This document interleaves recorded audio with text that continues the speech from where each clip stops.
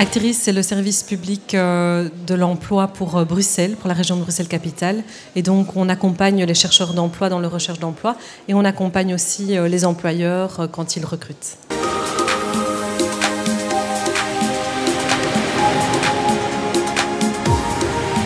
Pour les jeunes chercheurs d'emploi, c'est vrai qu'à Bruxelles, on en a quand même pas mal.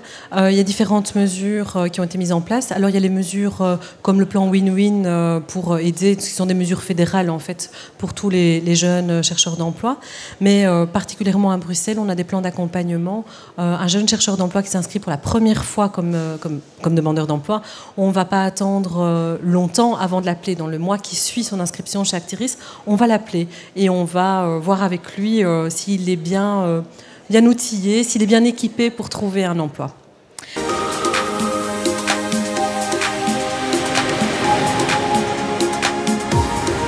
Je pense que les compétences, oui, c'est vraiment quelque chose de très intéressant, surtout quand on fait son CV. On voit que les gens n'ont pas toujours de diplôme.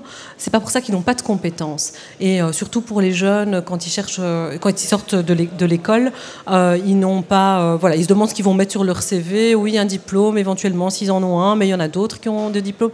Par contre, ils peuvent mettre en avant ce qu'ils savent faire, leur qualité, leurs compétences. S'ils parlent une seconde langue, qu'ils le mettent. S'ils ont toujours fait un job d'étudiant, et que par là, ils peuvent montrer qu'ils ont une bonne capacité d'adaptation, qu'ils ont un bon esprit d'équipe, qu'ils sont débrouillards. Ça, on peut le mettre en avant. C'est pareil aussi pour des personnes qui arriveraient sur le marché de l'emploi plus tard, qui auraient déjà travaillé, où le diplôme est moins important. On peut aussi mettre en avant ces compétences. Le CV, c'est vraiment la carte de visite qu'on va donner à l'employeur. Et l'employeur, il regarde le CV d'abord en vraiment peut-être en 2 minutes. Donc, il faut que directement, l'employeur sache qu'est-ce qui va être intéressant pour son entreprise. Et c'est pas toujours le diplôme qui est intéressant pour l'entreprise, mais bien ce que vous savez faire et ce que vous allez pouvoir apporter à l'entreprise.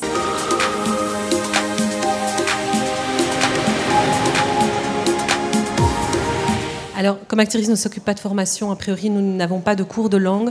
Maintenant, on a quand même 2 mesures, l'échec langue projet professionnel et l'échec langue job, qui sont en fait des incitants à l'embauche. C'est un petit coup de pouce pour les chercheurs d'emploi, pour lequel la compétence en langue manque dans le CV. Ces gens ont des CV qui sont intéressants pour l'employeur et l'employeur leur dit « Ah, dommage, si vous connaissiez un peu mieux l'anglais ou si vous connaissiez un peu mieux le néerlandais, je vous aurais engagé. » Et donc là, on permet de suivre des cours, soit 80 heures de cours collectifs pour se préparer à l'entretien d'embauche, soit 60 heures de cours individuels à partir du moment où on a trouvé un emploi. Mais on fait la demande avant. C'est pour être plus attractif chez l'employeur, de dire « Ok, il me manque les langues, mais engagez-moi. » Et Actiris m'a déjà donné des bons à valoir et je pourrais suivre des cours individuels.